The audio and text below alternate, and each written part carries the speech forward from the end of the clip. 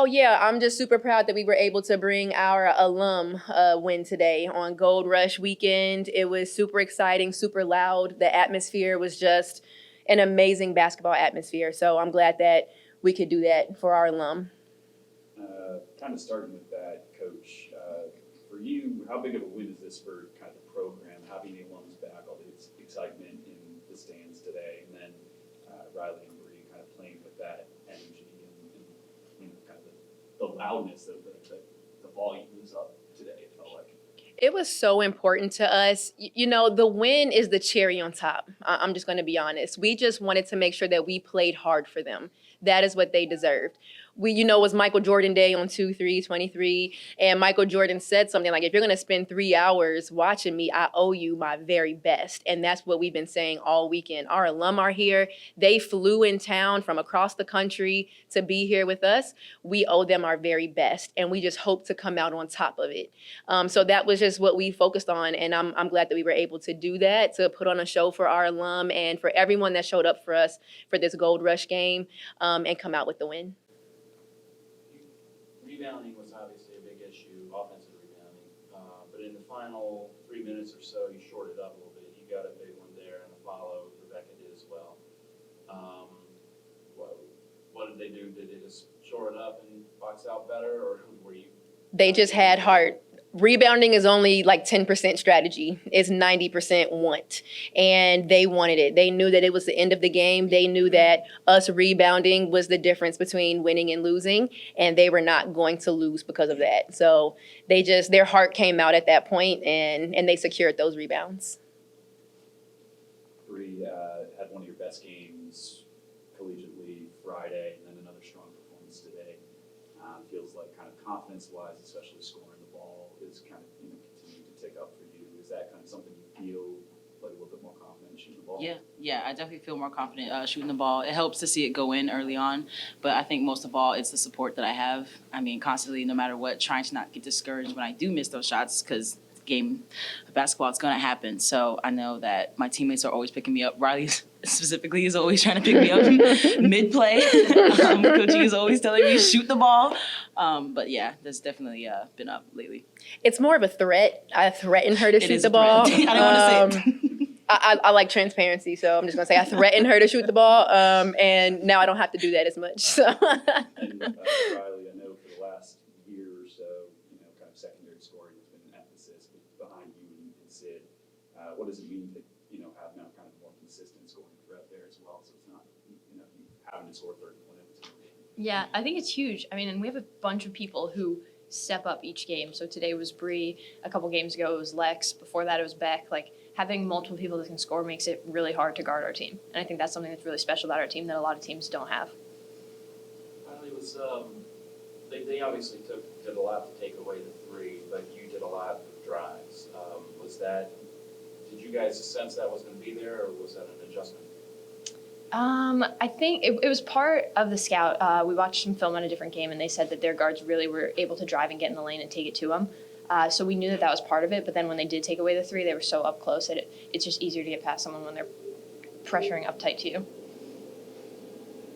I noticed that you guys came out really hot in the second quarter. I was wondering what was kind of said in between kind of kick-out offense and defense both in a year.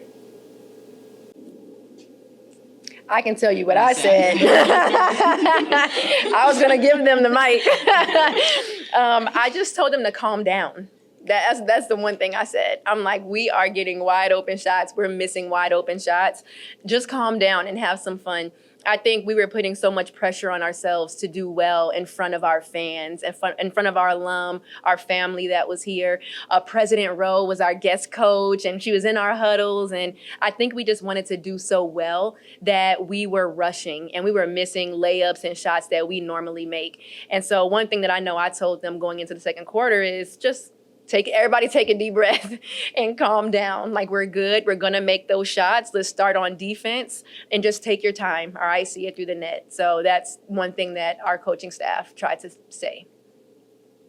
Obviously, when they came back and tied it with 3:43 to go, and then also when Tinsley hit a three to make it a 1-point game late, it looked like they had the momentum.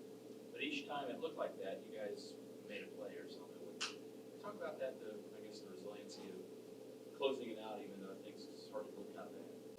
Yeah, I think that's something we've been really working on as a team, just staying composed when they go on runs, staying composed when they seem like they have the momentum.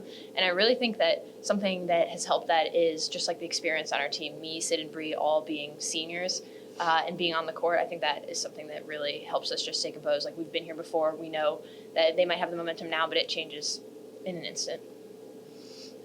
I mean, we always say, quote, stop the bleeding. And I think having that reiterated like so many times, like I think now it's translated to now where our senior leaders can now tell the younger girls, like, let's stop the bleeding, look at the score. Because usually whenever this happens, they go on the run and we're still up. So we need to make sure like we're relaxed and know that we are still good. Yeah. And I think you've seen us grow as a team throughout the year. Like, earlier in the year, maybe that would have shaken us more. But as we've progressed, I feel like we've grown and gotten a lot better at stopping the bleeding. Definitely. Coach, on that point, it's been a great month, 7 of 9 wins since the beginning of January. Is it one thing or two things that you've seen, or is it just stacking wins and playing with more confidence each time out? I think this team decided they wanted to be a good team. That's honestly what I think happened. I think that we said we're better than this and we're going to prove it. We're going to prove it to ourselves. They were going to prove it to us as coaches. And then we were all going to prove it to everybody outside of William & Mary basketball. That is really what I think it was. It was just a decision. And they have come into practice every day. They compete. When we're not competing, they call their own huddles and they get the team back going. If our energy is bad, they call their own huddles. And that is a testament to our captains, to our leadership. We've been on them all year about taking this team. Like, this is your team. You have earned that right? You've been here for time. You've put the time in. You've earned that right. Lead the team. And since then, we've just been rolling. And I think when we put the work in, the really, really hard stuff, that's when it translated to one win. And then when we saw that it worked, that translated to a second win, and then from there, I think we just kept gaining momentum.